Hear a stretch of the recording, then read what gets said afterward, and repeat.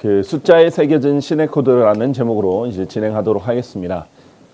지난 시간에 이제 이어서 우리가 숫자 2와 3에 대해서 이제 볼 텐데요.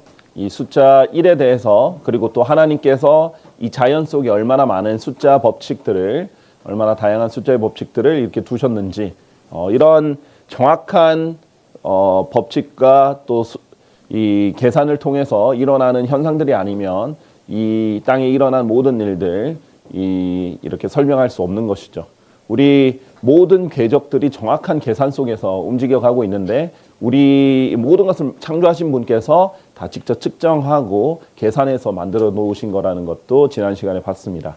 자, 오늘은요 2와 3에 대해서 보기 전에 잠깐 소개하자면요, 이 히브리어 알파벳은 특징이 있죠. 히브리어 알파벳은 제가 여기 속하지는 않았네요. 제가 이제 그 예전에 방언과 관련해서 한 영상이 있습니다. 한번 살펴보시면 히브리어는 최초의 언어이자 천상의 언어이다라고 설명을 드린 적이 있어요. 그래서 심지어 헬라어로 기록된 신약 성경에서도 하늘에서는 할렐루야, 아멘 이런 히브리어잖아요. 히브리어가 들린다라고 말씀을 드렸고요. 그런데 이 히브리어 알파벳 속에는 숫자가 다 새겨져 있습니다. 그래서 히브리어의 알파벳이 총 22자 또는 이제 쉰, 신을 23자로 보는 사람들도 있는데 어쨌든 같은 형태이기 때문에 점의 위치만 다르고 22자로 기본적으로 봅니다.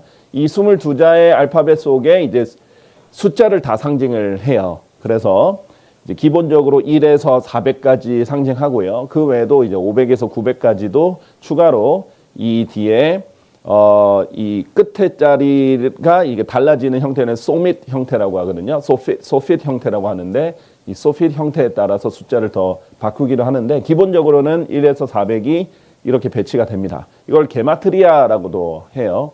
이런 히브리어의 그래서 말에는 다 숫자가 들어가 있는 거예요. 근데 이제 놀라운 게 지금 우리가 여러분이 이제 뭐 문자로 말을 보내잖아요. 모든 언어를 요즘에 이제 뭐 문자나 컴퓨터를 통해서 이제 많이 보내죠. 스마트폰을 통해서. 여러분은 글을 쓰는 것 같지만 사실 전산상에는 숫자가 나갑니다.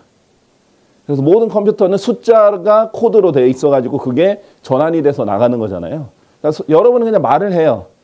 그리고 이제 이렇게 문자로 나는 지금 밥 먹었어 이렇게 보냈는데 그게 사실은 숫자로 전행되는 거예요. 근데 하나님의 언어는 원래부터 말에는 숫자 코드가 있다라는 것이죠.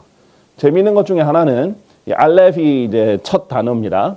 알렙이라고 이 첫 알파벳인데 숫자 1을 기본적으로 상징을 하지만 이게 엘렙이 천이란 뜻이거든요. 근데 같은 철자이기 때문에 이 때때로 큰 숫자를 나타낼 때는 천을 상징하기도 해요. 근데 이제 성경에서는 하루가 죽게는 하루가 1000년 같고 1000년이 하루 같다라고 얘기를 하죠. 그러니까 알렙이란 첫 숫자가 1이기도 하고 동시에 1000이기도 1000을 나타낼 수도 있는 것이죠. 자, 이런 식으로 이제 게마트리아를 따로 연구하는 사람들도 있긴 한데 하나님께서는 이제 우리에게 말로 전달하셨기 때문에 또 여기서 이제 놀라운 부분들도 발견할 수는 있지만 기본적으로 이제 언어로 소통을 하시죠. 자, 히브리어에서 맹세라는 동사, 또 재미있는 것은요, 맹세라는 동사가 샤바인데 이게 숫자 7이라는 명사와 같은 어근을 가진 거예요.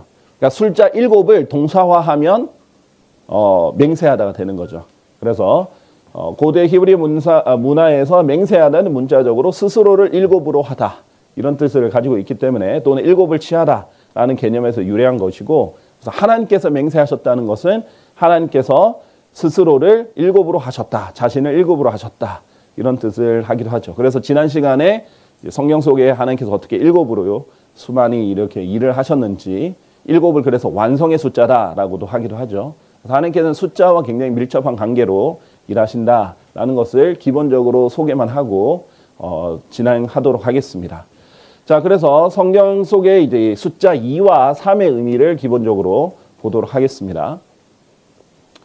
이 숫자 2는요, 증거의 숫자라고도 볼 수 있겠습니다. 증거하다. 이 증거하다는 여러 의미가 있죠. witness, 영어로 witness인데 증명하다, 입증하다, 확증하다. 그 다음에 누구에게 알릴 때도 증거하다. 이게 될 수가 있죠. 그런 모든 의미를 다 담고 있는 것인데요. 고린도후서 13장 1절에서는요. 이는 내가 너에게 세 번째로 나아가는 것이라. 이것이 중요한 게 아니라 여기 뒷부분이죠. 모든 말마다 두세 증인의 입으로 확립되어야 하리라. 그래서 두세 증인의 입이다라고 해서 증인을 최소 2명으로 둘 것을 이제 하나님께서는 기본으로 세팅을 하셨습니다. 무언가를 확증하고 증거할 때 둘로 많이 보내신다는 거고, 예수님께서도 12제자뿐만 아니라 70명을 임명해서 복음을 선포하도록 보내셨을 때도 둘씩 이렇게 2명씩 보내셨다라고 얘기를 합니다. 자, 그 다음에 이제 구약을 증거할 때도요, 구약을 크게 두 부분으로 나눈다면 구약 성경은 율법과 예언서들로 증거되었다라고 얘기합니다. 하나님의 의, 예수님이 하나님의 의인데 예수님이 나타나실 것을 구약은 계속해서 증거해 왔죠. 이것을 구약을 둘로 나누면 율법과 예언서들, 셋으로 나누면 율법과 예언서와 시편 이런 식으로 나누죠. 두세 증거로 하나님께서 일을 하신다라는 거예요. 특히 가장 증거의 기본 단위는 둘이다라는 것입니다. 자, 그 다음에 창세기 19장 1절 보면요. 그리고 나서 저녁에 두 천사가 소돔에 이르렀다. 이렇게 했는데 이 천사는 소돔이 어떤 곳인지 알아보려고 하나님께서 보내신 천사들이었어요. 소돔의 죄악이 그들의 부르짖음이 정말로 극심했기 때문에 이제 거기 가서 확인을 할 때 두 천사들을 보내셨던 거죠. 자, 그리고 예수님의 부활을 증거했던 천사들도 두 천사였습니다. 흰 옷을 입은 채 앉아있는 두 천사를 목격했고 이 두 천사들을 예수님이 부활하셨을 때 무덤에 갔던 사람들이 알게 되고 증거하게 되었던 거죠. 그리고 요한계시록 11장 3절의 대환란 때도 하나님께서 두 증인에게 권능을 주셔서 하나님의 말씀을 증거하게 하셨다라고도 기록되어 있습니다. 자, 그래서 이런 증거는요, 어떤 걸 입증하고 확증하는 의미도 있는데 하나님께서 무엇인가 확실하다 할 때는 두 번 되풀이해서 반복해 주신다라는 거예요. 이게 성경 해석학에서 반복의 법칙에도 이제 적용되는 법칙이긴 한데 하나님께서 반복하실 때는 그만큼 중요하다라고 강조하신다라는 거예요. 그 꿈이 요셉이 이제 파라오의 꿈을 해석을 해주잖아요. 그 꿈이 파라오께 두 번 되풀이된 것은 하나님에 의하여 그것이 확정된 까닭이며 하나님께서 속히 그 일을 일어나게 하실 것이기 때문이니이다. 무엇인가 확정되었다 하면 두 번 반복해서 말해요. 예수님도 강조하실 때 진실로 내가 너에게 말하노니 이렇게 말하실 때가 있는데 너무 이 중요하다 그러면 진실로 내가 너에게 말하노니 이런 식으로 더 강조점을 두시기도 합니다. 자, 이렇게 두 번 되풀이되는 것. 그리고 사복음서에 보면 그냥 서로 다른 기록들을 한 것도 있지만 어떤 거는 마태복음에만, 마가복음에만, 누가복음에만, 요한복음에만 기록된 것도 있지만 어떤 것은 사복음서에서 두 번, 세 번, 네 번 등장하는 것들이 있죠. 하나님께서 그만큼 중요하게 여기신다라는 뜻이겠습니다. 자, 그 다음에 욥기 33장 14절에도 하나님께서 한 번 말씀하시고 진정 두 번 말씀하시나 그럼에도 사람이 그것을 알아차리지 못하기 때문이다. 하나님 입장에서는 답답한 거죠. 여러 번 말씀해 주셨는데도 이것을 알아차리지 못할 때 답답한 거죠.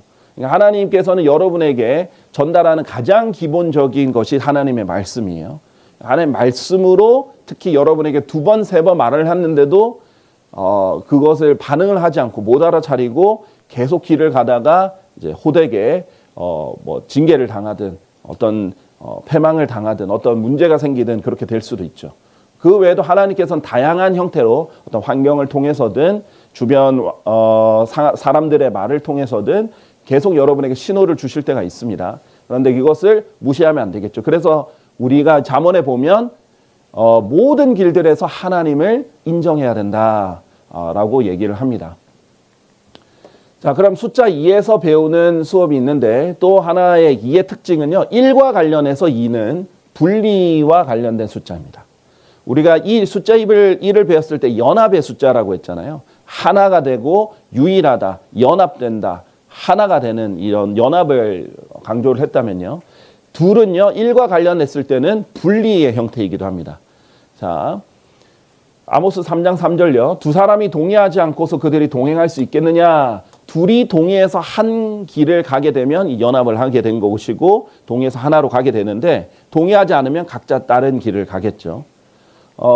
창세기 1장 4절에 보면 하나님께서 빛을 창조하셨을 때도 그 빛을 어둠에서 나누셔서 이때부터 낮과 밤이라는 두 가지 형태로 나눠집니다.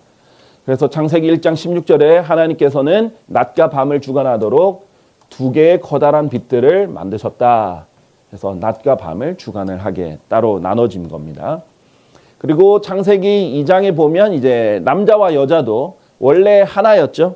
원래 하나였는데 남자 아담에게서 이브가 갈비뼈에서 나와서 둘이 된 것이에요. 그런데 이 둘을 하나님께서 결혼을 통해서 혼인을 통해서 하나가 또 되게 하셨죠. 이게 결혼도 마찬가지죠. 결혼은 두 사람이 한 육체가 되는 것이다 라고 성경에서 얘기했지만 이혼을 하게 되면 둘이 돼버리는 거죠. 나뉘는 거예요. 그렇죠? 분리가 되는 것입니다. 창세기 25장 23절도요. 이 쌍둥이가 나왔죠. 한 배에서 한 태에서 나왔는데 두 쌍둥이가 이제 두 민족들로 나눠질 것이고 두 분류의 백성이 너의 내부에서 분리되리라 라고 하나님께서 야곱과 에서와 관련해서 이렇게 얘기를 했습니다. 나눠질 것이다. 자, 스가랴서 11장 14절도 그런데 이스라엘은 원래 하나의 국가였죠. 12지파로 이루어진 하나의 국가였는데 한 아버지에게서 나온. 그런데 솔로몬 이후에 있어서 르호보암 때부터 어떻게 됐어요? 분리가 됐죠. 북왕국 이스라엘, 남왕국 유다 이렇게 분리가 됐어요. 둘로 분리가 될 때 분리의 숫자이기도 합니다. 이 분리는 기본적으로 이 시기, 분쟁, 분열 이런 것들은요. 이 육신적인 것의 어떤 형태입니다. 하나님께서 기본적으로 특히 나눠지는 것을 좋아하실 때가 있고 안 좋아하실 때가 있습니다. 그런데 지역교회 안에서 이렇게 분열이 일어나면 이것은 육신적인 것의 어떤 형태다라고 해서 너희가 여전히 육신적이다. 육신적인 사람들처럼 살아간다. 그러면서 바울파, 아폴로파 이렇게 나뉘죠.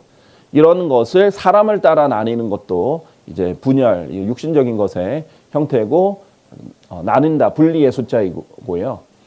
그래서 하나님께서는 어떤 집이 스스로를 대적하여 나뉜다면 그 집은 설 수 없다. 집뿐만 아니죠. 이제 마태복음이나 누가복음 보면 왕국이나 도시도 나뉜다면 설 수 없다. 그래서 어떤 집단도 나뉘면 제대로 설 수가 없게 되죠. 분열을 상징을 하는 것입니다. 자, 그러나 이 분리가 굳이 나쁜 쪽에만 있는 게 아니라 좋은 쪽에도 분리가 있는 거예요. 하나님이 원하시는 성경적 분리를 이제 성경에서는 이제 성별이다. 우리는 성별이다라고 표현을 해요. 자, 그래서 성경적인 분리를 보시면 일단 히브리서 4장 12절에 보면 하나님의 말씀은 기본적으로 어떤 역할을 하냐면 양날검보다 더 예리한 역할을 해서 찔러 가르는 역할을 합니다. 그래서 혼과 영, 관절과 골수도 찔러 가를 뿐만 아니라요. 가정도 찔러 나눌 수 있어요. 그래서 예수님께서 내가 너에게 화평을 주러 온 것으로 생각하지 말라고 칼을 주러 왔다 하면서 아버지와 아들이, 어머니와 딸이 이런 식으로 나뉜다라고 나뉘는 칼의 역할을 주러 왔다라고 했어요. 나중에 연합은 예수님이 오셔서 죄를 제거하시면 온전하게 연합할 수 있겠죠. 그래서 우리 지역교회도 뭐냐면 죄가 있을 때는 이제 분리를 하고 거짓교리랑은 분리를 하지만 또 이 안에서 같은 생각과 같은 구원받은 사람들끼리 같은 진리를 따르는 사람들끼리는 한 생각이 돼서 하나가 돼서 연합을 하라는 거죠. 그런데 그러지 않은 것들은 분리가 되어야 된다라고 해서 하나님의 말씀은 분리를 시키는 역할을 합니다. 자, 그래서 고린도후서 6장 14절 18절도 의가 불의와 함께 교제할 수 없다. 무슨 교제를 하겠느냐? 믿지 않는 자들과 믿는 자들이 어떻게 공평하지 않게 멍에를 같이 매겠느냐라는 거예요. 그리고 빛과 어둠은 교감이 있을 수 없다. 그리스도와 벨리알도 화합이 있을 수 없고 믿는 자와 불신자도 함께 할 수 없고 하나님 성전이 우상들과도 조화를 이룰 수 없다. 이렇게 분리를 명하신 것이죠. 그래서 우리는 성별도 지금 이 죄가 많은 시대에서는 중요한 원칙인 거예요. 그래서 우리는 하나님의 말씀을 전할 때도 증거할 때도 두세 증거와 함께 전하고 또 이 세상에 있어서도 이제 분리를 실행을 하게 되는 것이죠. 물론 이제 세상 사람들과 전혀 대하지 말라는 것들은 아니죠. 예. 하나님께서 그런 말을 한 것은 아니고 어쨌든 이 연합을 할 때는 연합의 대상이 아니라는 거죠. 불신자들과. 그래서 그들 가운데서 나와 분리하라 이렇게 얘기를 하십니다. 그래서 지역교회는 믿는 자들이 불러냄을 받은 부르심을 받은 자들의 모임이잖아요. 세상과 분리해서 모였습니다. 자, 로마서 12장 9절도 사랑에 가시 겪게 하라. 악한 것을 혐오하라. 선한 것에 밀착하라. 자, 악한 것은 혐오하고 선한 것은 밀착하는 것이죠. 우리가 죄를 혐오하죠. 그래서 우리가 아무리 기본적으로 이웃을 사랑을 해야 되겠지만 우리가 동성애를 사랑할 수는 없죠. 동성애는 혐오를 한단 말이죠. 그리고 동성애를 지지하는 것에 우리가 같이 또 지지를 할 수가 없죠. 이런 것은 분리가 돼야 됩니다. 선한 것에는 이렇게 밀착해서 하나가 되면 되는 것이죠. 자, 이런 숫자 2의 구분과 이 증거의 역할을 하는 우리 숫자들의 일관성을 성경에서 봤고요. 숫자 3의 성경에서는 어떤 식으로 보는지에 대해서도 넘어보겠습니다. 우리가 이렇게 1, 2, 3, 2, 4, 5, 6 이렇게 숫자가 어떤 성경의 의미가 있는지 한번 쭉 보고 그런 숫자들로서 하나님께서 어떻게 역사를 하시는 것도 이제 종합적으로 한번 보겠습니다. 지금은 하나님께서 숫자들에 담긴 의미가 무엇이 있는지를 한번 쭉 보는 시간들을 가지도록 할 건데요.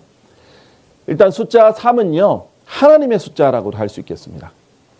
숫자 7은 완성의 숫자다라고 보시면 되겠고요. 숫자 3은 하나님의 숫자다라고 볼 수 있는데 왜냐하면 하나님이 삼위일체이신 분이기 때문이에요. 그래서 신격이라는 용어는 삼위일체를 반영하는 성경 속에 등장하는 용어인데 성경에서 3번 등장하거든요. 근데 이 신격이라는 말을 통해서 이제 삼위일체 하나님 우리가 쉽게 이해하기 위해서 세 위격이 한 분이시다, 하나다 이런 것을 이해하려고 삼위일체라는 용어를 만드는 것이고요. 이것을 성경에서는 신격이라고 하는데 성경에 3번 등장합니다. 이런 신격은 구약에서는 주로 아버지 하나님을 계시를 했다고 치면 복음서에서는 예수 그리스도가 계시가 되죠. 그리고 사도행전이나 이 서신서들을 통해서 성령님의 역사 사역들이 계시가 됩니다. 요한일서 5장 7절에 보시면요. 잘 아시지만 하늘에서 증거하시는 세 분이 계시니 아버지와 말씀과 성령님이시며 이 세 분은 하나이시다라고 했어요. 세 분이 각각의 인격을 가지시고 위격을 가지시고 서로 대화도 하시고 서로 합쳐서 일을 하시기도 하며 그런데 하나로 한 하나님이 되시는 이런 신비를 우리에게 알려주신 것이죠. 최근에도 제가 이 킹제임스 성경을 이제 찾고 알게 되신 분이 오셔서 이제 교제를 했는데 그분이 이제 개역 성경이 아니라 킹제임스 성경이 맞는 성경이구나라고 알게 됐던 계기가 요한일서 5장 7절이라고 하죠. 왜냐하면 일반 개신교에서 삼위일체는 성경에 없습니다. 성경에 등장하지 않습니다. 이렇게 말하니까 물론 용어는 등장하지 않아요. 그런데 요한일서 5장 7절 킹제임스 성경에는 말 그대로 세 분이 하나다라는 말이 있잖아요. 그래서 이 말이 등장하는 성경이 진짜겠구나 해서 찾게 된 계기가 됐다고 하죠. 왜냐하면 개역 성경에는 이 부분이 없으니까요. 자, 다음 요한계시록 4장 8절에 보면 이제 셋째 하늘에 간 요한이 봤는데 그룹들, 네 짐승들이라고 불리는 그룹들이 이렇게 말하죠. 거룩하시도다, 거룩하시도다, 거룩하시도다. 자, 이 보좌에 앉으신 분이 한 분인데 거룩하시도다, 거룩하시도다, 거룩하시도다. 3번 이렇게 얘기하시는 것도 삼일체의 반영이고 이제 삼일체 하나님께서 한 하나님이신데 대화를 서로 하세요. 그래서 창세기에 보면은 우리가 우리의 형상대로 사람을 만들자. 우리라고 또 표현을 하시기도 합니다. 자, 그래서 이 세 하나님이 아니죠. 한 하나님인데 세 위격에 공통된 한 하나님의 칭호가 주입니다. 주. 그래서 아버지는 이제 여호와라는 이름으로 주로 부르고요. 그 다음에 아들은 말씀, 요한복음 1장 1절에 말씀으로 등장하죠. 그래서 말씀이 인간으로 나타나신 분의 이름이 예수님입니다. 그리고 이분은 메시아나 임마누엘 같은 칭호가 붙고요. 그 다음에 성령님은 주의 영, 성령, 위로자, 진리의 영 이런 식으로 칭호가 각각 붙죠. 근데 주라는 공통된 하나님이랑 공통된 하나님의 같은 존재이고 주라는 호칭이 같이 붙게 되는 것이죠. 그래서 마태복음 28장 19절에 보면 아버지와 아들과 성령의 이름으로 했는데 세 분인데 이름은 하나예요. 아버지와 아들과 성령의 이름으로 하나예요. 그래서 이게 우리가 단복수를 구분하는 이유 중에 하나예요. 우리나라는 단복수를 엄밀히 잘 구분 안 하다 보니까 개역 성경 같은 경우에는 복수도 단수로 단수도 단수로 쓰다 보니까 단복수의 차이를 애매하게 보게 되는데 이제 우리는 복수는 복수로 단수는 단수로 표기하다 보니까 그냥 한글만 봐도 이게 단수다라는 걸 알게 되죠. 그래서 아버지와 아들과 성령을 이름들이 아닌 이름으로 하나의 이름으로 이렇게 침례를 받는다라고 했고요. 이것을 사도행전 10장에서는 간단하게 주의 이름으로, 왜냐하면 공통된 주라는 호칭이 있으니까 주의 이름으로 침례를 받았다라고 얘기를 합니다. 자, 그 다음에 이 하늘에서도요, 하늘에 계신 우리 아버지여, 아버지가 하늘에 계시죠? 그런데 예수님께서도 하나님의 보좌 오른편에 앉아 계시면서 하늘에 계시죠. 그런데 제가 말씀드렸죠. 하늘에는 보좌가 하나밖에 없어요. 그러니까 하나님의 보좌 오른편에 앉으신 거는 두 개의 보좌가 있다는 게 아니라 하나의 보좌에 같이 앉아 계신다라는 겁니다. 그 다음에 시편 139편 7절에서 8절에 보면 하나님의 영은 어딘가 모든 곳에 다 있다. 무소부재하시다. 편재하시다라는 뜻으로 하늘에도 당연히 계시죠. 제가 당신의 면전을 떠나 어디로 도망하리까? 만일 제가 하늘 속으로 올라갈지라도 당신께서는 거기에 계시나이다. 보소서. 만일 제가 지옥 속에 저의 침상을 마련할지라도 당신께서는 거기에 계시나이다. 하나님 영은 모든 것에 존재하신다라는 것입니다. 자, 삼일체의 조화를 보여준 것이 이제 성경 전체에 일괄적으로 있는데 대표적으로 창조 때도 이 세 위격이 하나로 역사하셨죠. 창세기 1장 1절에 태초에 하나님께서 기본적으로 이제 하나님 할 때 당연히 아버지도 아들도 성령도 다 칭할 수 있지만은 기본적으로 아버지를 구약에서 기본적으로 칭하죠. 태초에 하나님께서 하늘과 땅을 창조하셨느니라. 그런데 요한복음 1장에 보면 이 창조에 함께 하셨던 분이 바로 말씀이신 아들이신 하나님. 태초에 말씀이 계셨고 그 말씀이 하나님과 함께 계셨으니 그 말씀은 하나님이셨느니라. 바로 그 말씀이 태초에 하나님과 함께 계셨느니라. 그분에 의하여 모든 것들이 지음 받았다라고 되어 있죠. 그래서 하나님께서 창조하실 때 말씀으로 창조를 하시잖아요. 그래서 그분에 의하여 모든 것들이 지음 받았다. 그러니까 아버지가 독립적으로 혼자 하신 게 아니라 삼일체가 함께 일하셨다라는 거예요.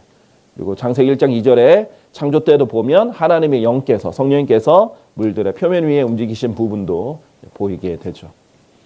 그 다음에 예수님의 침례를 받을 때도 보시면요.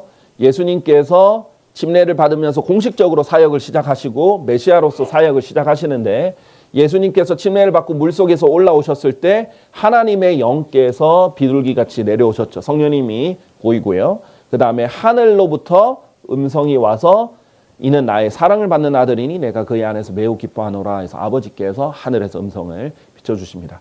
이 침례 때 삼위일체가 다 등장을 하셨고요. 예수님의 탄생도 마찬가지입니다. 마태복음 1장 20절에 보면 예수님은 성령님으로 잉태되었다라고 돼 있죠. 그리고 이거 그녀 안에 잉태된 그것은 성령님으로 되었다라고 하는데 이것도 킹제임 성경의 특징입니다. 그것이라고 하죠. 개역 성경이나 NIV나 다른 데 보면 이제 뭐 아이라든지 뭐 그자라든지 이렇게 사람처럼 표현을 하는데 기본적으로 말씀께서 잉태되신 거라서 말씀을 요한복음 1장뿐만 아니라 요한일서 1장에 보면 which를 사용해서 그것으로 표현을 하거든요. 그러니까 하나님 예수님도 말씀으로 표현할 때는 중성을 쓰기도 해요. 그런 것을 조금 더 잘 살펴 보여준다라는 것 이제 성경에서 보여주는 것이고요.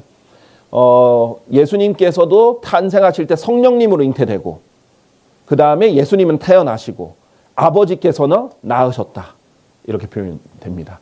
그래서 삼일체가 예수님의 탄생 때도 함께 조화롭게 되시고요. 예수님이 십자가에서 우리를 구원하시기 위해 희생하셨을 때도 당연히 삼일체가 함께 등장을 합니다. 하나님 아버지 입장에서는 자신의 독생자를 주신 거예요. 우리를 구원하시기 위해서 아버지가 주셨고 그리고 여기 다른 것도 등장할 텐데 네. 이걸 너무 빨리 바꾸셨네요. 예수님이 희생. 여기 4번 예수님의 희생이거든요. 예, 이어져 갑니다. 4번 예수님의 희생, 물론 구원과도 연관은 돼 있습니다. 그래서 아들께서는 육체로 명백하게 나타나셔서 십자가에 직접 달리셨고, 그 다음에 성령님께서는 하물며 영존하시는 성령을 통하여 자신을 흠없이 하나님께 바치신 그리스도의 피는, 예수님이 십자가에 달려서 죽으시고 자신을 흠없이 하나님께 바치실 때 희생제물로 바쳐졌잖아요. 그러니까 하나님께 바친 거예요. 사탄에게 바쳐진 게 아니에요. 우리가 예수님이 죄값을 치르셨다 그러니까 많은 사람들이 죄 대가를 사탄에게 바쳤나 보다 라고 생각하시는데, 하나님은 사탄에게 어떤 것도 바치지 않으세요. 아버지께 죄 대가를 희생제물로 자신이 바치신 건데 성령님을 통하여 바치셨다. 예수님이 십자가의 희생에는 성령님을 통해서 가능했던 것입니다. 자, 구원에 있어서도 그렇죠. 하나님 아버지께서는 우리를 그 은혜 안에서와 그 사랑받으시는 이 안에서, 예수님 안에서 우리를 기꺼이 받아들여지게 하셨고요. 그 다음에 예수님은 구원하실 때 우리의 유일한 중재자가 되십니다. 왜냐하면 하나님은 유일하신데 하나님과 사람들 사이에서도 유일한 중재자가 계신데 그분은 그리스도, 사람이신 그리스도 예수라. 하나님과 사람 사이를 중재를 하려면 하나님이면서 동시에 사람이신 분이 필요해요. 그분이 바로 예수님이다라는 거예요. 하나님은 사람과 너무나 큰 격차가 있어요. 사람은 하나님이 될 수가 없어요. 근데 예수님은 하나님이자 동시에 사람이시기 때문에 유일하신 중재자로서 연결을 해주시고요. 그 다음에 성령님께서는 우리의 구원을 완성하시고자, 구원을 보장하시고자 이 거룩한 영께서 우리의 구속의 날까지 인장을 찍어주시는 역할을 하십니다. 자, 이렇게 3이라는 숫자는 하나님의 숫자라고 했잖아요. 삼위일체를 나타낸 숫자이고, 자, 그런데 이 셋은 현실에 계속 반영되어 있습니다. 우리가 살고 있는 이 세상에 반영이 다 되어 있습니다. 그래서 만물을 창조하신 하나님이 그분의 본성을 모든 것을 새겨 넣으셨기 때문에 창조 세계 속에서도 이 셋이 계속 등장을 합니다.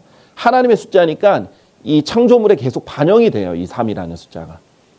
예를 들면 로마서 1장 20절에 이 세상의 창조 때부터 그분께 속한 보이지 않는 것들이 분명히 보였다. 심지어 그분의 영존하시는 권능과 신격까지도, 여기에 신격이 등장하죠. 삼일째 하나님을 나타내는 신격인데 만들어진 것들에 의하여 이해되었다라고 합니다. 만들어진 것들, 창조물을 통해서 하나님께서 분명히 보여주셨다라고 얘기를 하십니다. 일단 시편 84편 11절에 보면 하나님께서는 해다, 태양이다 이렇게 표현을 하시고, 말라기에서는 의의 태양이라고도 하시죠. 자, 해를 보면, 태양을 보면 자외선, 가시광선, 적외선 이런 세 가지의 그 빛이 있잖아요. 예수님께서도 나는 세상의 빛이다 그랬는데 하나님께서는 이 빛을 통해서도 이 세계가 있다라는 걸 보여줄 수 있는데, 가시광선 같은 경우에는 볼 수는 있지만 느낄 수 없는 그런 선이고요. 적외선 같은 경우에는 볼 수는 있지만 느낄 수 없고, 그리고 적외선은 볼 수는 없지만 느끼는 것이죠. 보통 이 열기를 적외선을 통해서 느끼고 적외선 치료를 하기도 하잖아요. 그다음에 이제 자외선은 볼 수도 없고 느낄 수도 없는데 분명히 존재해서 이 자외선이 너무 찌해지면 우리에게 몸에 영향을 끼치기도 하잖아요. 또 없으면 안 되고 이런 역할들을 합니다. 그래서 빛에도, 태양에 있어서도 이런 이제 삼일체를 볼 수 있는 것들이 있고요. 물론 이게 이제 물질은 모든 것이 액체, 고체, 기체로 나눠지죠. 자, 물론 이 부분을 삼일체를 나타낸다라기보다는 이 창조 세계의 3으로 이루어졌다라는 것을 좀 더 집중하시길 바랍니다. 왜냐하면 이게 형태가 달라지잖아요. 기체, 액체, 고체 형태가 달라지다 보니까 이걸 삼일체랑 너무 밀접하게 연관시키면 형태가 달라진 걸 양태론이라고 하거든요. 양태론으로 잘못 오해할 수 있으니까 삼일체의 창조 세계 속에 이 세계가 하나가 되는 그런 것에 많이 반영이 돼 있다라고 이해를 하시면 되겠습니다. 이 신격 이론, 물론 신격인 성경적인 단어인데 이제 신격 하나님 뭐 이런 것을 요즘에 주창하시는 분도 결국은 양태론의 일종이거든요. 같은 하나님인데 형태가 달라진다. 아들의 형태, 아버지 형태, 성령님의 형태로 달라진다. 이것은 양태론이 돼버리는 것입니다. 자, 어쨌든 물질들은 이런 세 개로 나눠진다라는 거예요. 근데 같은 물질인데도 이렇게 세 가지의 형태가 있다라는 것이고요. 그 다음에 사람도 영과 혼과 몸이 있다라고 성경에서 말씀하시죠. 삼일체를 반영해서 형상대로 지어졌고, 가족도 남자와 여자와 아이 이런 형태의 가장 기본 단위로 이루어져 있고요. 시간도 과거, 현재, 미래죠. 이것을 초월할 수는 없어요. 과거, 현재, 미래. 자, 그 다음에 길이, 공간도 그렇죠. 길이, 너비, 깊이. 다 그래서 3차원에 우리가 살고 있잖아요. 3차원. 2차원에 살고 있는 사람은 단 한 명도 없습니다. 2차원에 살 수가 없죠. 2차원은 깊이가 없어요. 그럼 2차원은 존재할 수가 없습니다. 0.01cm라도 뭔가 높이는 있고 깊이가 있기 때문에 3차원입니다. 자, 그 다음에 그래서 이거 뭐 그냥 얘기하는 김에 얘기를 하면 영어 이제 그 성경에 Circle of the Earth라는 단어가 있어요. 우리 성경에는 이것을 땅의 원형이다 이렇게 얘기했죠. Circle of the Earth. 근데 이 circle이 이 영어로 일반적인 언어로 영영사전에도 circle은 그냥 모든 둥근 것을 나타내요. 그러면 이 circle은 이 웹스터 사전에도 두 번째 뜻을 보면 일반적으로 가장 커먼하게 가장 보통 일반적으로 많이 쓰는 용어에서는 둥근 모든 것을 말한다. 라고 얘기를 하면서 이 circle을 예를 든 것 중에 구를 얘기를 들어요. 공처럼 동그란 거. 구를 얘기를 들기도 해요. 자, 그래서 circle은 그냥 모든 원형을 다 포함하는 일반적인 말인데 이게 현대 기하학에서는 2차원적으로 동그랗게 그리잖아요. 근데 땅은 2차원이 절대 될 수가 없어요. 깊이가 있기 때문에. 그래서 이 영어에서 이 circle은 기하학을 나타내는 용어 아닙니다. 성경에서의 이 circle은 절대 기하학의 원이 될 수가 없습니다. 왜냐하면 이거를 이제 그래서 땅을 이제 디스크 형태로 보시는 분이 있거든요. 근데 뭐 땅의 형태는 뭐 각자 개개인의 견해로 있을 수 있어요. 이거는 교리화할 필요는 없습니다. 근데 땅의 형태는 다양하게 사람들이 볼 수 있다 할지라도 이걸 요거로 원으로 국한시킬 수는 없어요. 2차원이 아니니까. 오히려 이 땅을 디스크 형태로 보시는 분들은 원 기둥에 가까운 형태로 보신단 말이에요. 왜냐면 높이가 있으니까. 근데 하나님께서 땅의 원 기둥에 계신다 이렇게는 안 하셨잖아요. 그러니까 기하학으로 나타내신 건 아닙니다. 그러니까 어떤 거를 이제 이것이 무조건 이것에 대한 증거다라고 단정하려면 확실해야 돼요. 이게 아닐 수도 있다라는 가능성을 남겨두면서는 안 되는데 이제 이런 부분들 알려드린 거죠. 모든 것은 3차원이에요. 지금 우리가 존재하는 것은. 당연히 길이, 너비, 깊이가 다 있습니다. 깊이가 없이 2차원은 존재할 수가 없습니다. 자, 그 다음에 군사에서도 해군, 육군, 공군 이렇게 표현을 하고요. 천문학에서도 태양, 달, 별들이 있죠. 그 다음에 문제를 봤을 때 정신적 문제, 감정적 문제, 신체적 문제. 우리가 영과 혼과 몸이 있다 보니까 그런 문제가 있고, 왕국도 동물, 식물, 광물, 그 다음에 위치도 육지, 바다, 공중, 정기는 양극, 음극, 중성 이렇게 있습니다. 그 다음에 인종, 코카서스계, 이게 백인종이죠. 이 백인종은 야펫 쪽이라고 해서 우리 모두가 노아의 후손이잖아요. 노아의 방주에서 세 가정이 나왔죠. 야펫, 함, 셈 이렇게 셈, 햄, 야펫이 나왔는데 야펫 쪽은 백인종, 코카서스계고요. 그다음에 함족은 네그로이드, 흑인종이고요. 그다음에 셈족은 몽골로이드, 황인종입니다.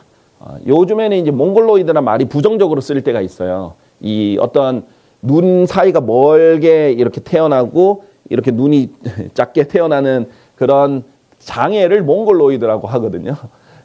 약간 이제 서양인들에게 의해서 지어진 거라서 그래서 요즘에는 오리엔탈계 이렇게도 말하기도 합니다. 어쨌든 황인종을 얘기를 합니다. 그래서 야페족, 함족, 셈족 이렇게 되는데 이 인종도 여기서 다 섞인 거죠. 여기서 다 섞인 거예요. 그래서 우리 노아의 홍수 이후에 이 중동에서 모든 민족이 나왔잖아요. 중동에서 아래쪽으로 하면 아프리카 쪽, 위쪽으로 서쪽으로 갔을 때 유럽 쪽, 그다음에 동쪽으로 쭉 간 사람들이 이제 이 셈족이잖아요. 동양인이에요. 그래서 동쪽으로 가면 갈수록 순수 셈족이 더 많아집니다.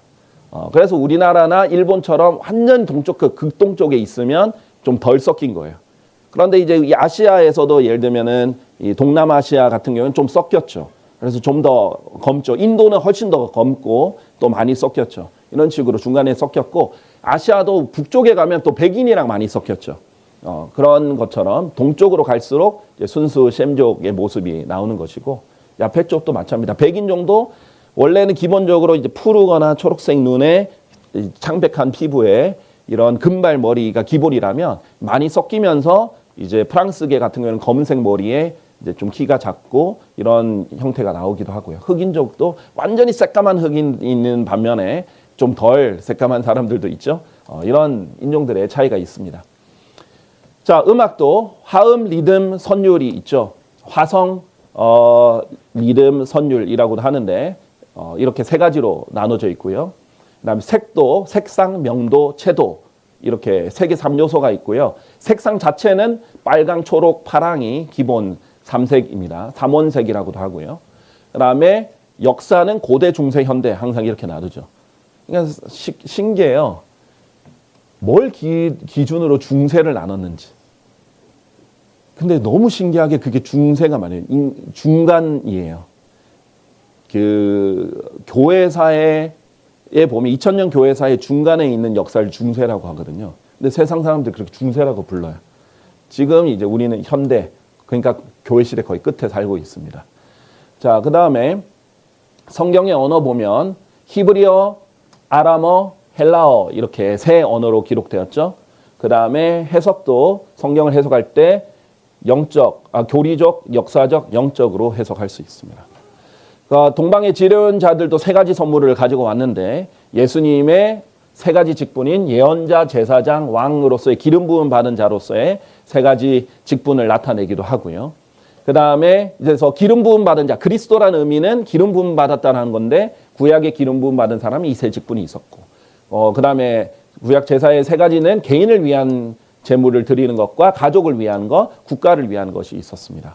그 다음에 그리스도의 세 가지 씨는 아브라함의 씨로서, 다윗의 씨로서, 여자의 씨로서, 세대가 아니죠. 여자의 씨로서 등장을 했고요. 아브라함의 씨는 바다의 모래와 같고 하늘의 별과 같고 땅의 티끌과 같다. 그래서 세 가지 형태로 보이기도 합니다. 이것이 나중에 연결될 때 순수 유대 민족들, 아브라함의 씨를 이삭과 야곱을 통해서 나온 유대 민족들과 관련돼서도 하나 나오고, 그 다음에 아브라함의 씨지만 이스마엘처럼 이 이스마엘과 크투라의 또 자손들도 있잖아요. 그런 또 자손들이 넓게 퍼진 것을 또 표현하기도 하고, 또 아브라함의 영적 자손인 그리스도인들의 씨를 나타내는 하늘의 별들 같은 경우에는 그리스도인을 나타내기도 하거든요.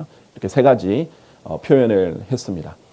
인류도 하나님께서는 그래서 세 가지로 나누셨어요. 고린도전서 10장 32절에 보면 유대인들, 하나님께서 아브라함을 통해서 선택하신 아브라함과 이삭과 야곱의 후손인 유대인들, 그리고 그 외 모든 사람들, 이방인들, 예수 그리스도를 통해서 구원받은 하나님의 교회, 이 세 가지로 나눴습니다. 자, 그래서 삼일체 결론을 맺겠습니다. 우리가 시간이 많이 됐네요. 삼일체 하나님은 그가 우주의 창조자라는 증거이기도 합니다. 이게 어떻게 세 가지로 돌아가는 것이죠. 그리고 우주 속의 창조물은 이 신격을 반영을 하는 것, 이런 것들이 세계 곳곳에 있다는 것, 하나님의 숫자로서 잘 나타냅니다. 그래서 어리석은 자는 그의 마음속에 이르기를 하나님이 없다 한다고 했는데, 이거는 머리의 문제가 아니라 마음의 문제다. 하나님을 거부하고 싶기 때문에 그런 거지 증거가 없어서 그런 것이 아니다라는 것입니다. 자, 오늘 강의는 여기까지 하겠습니다. 감사합니다.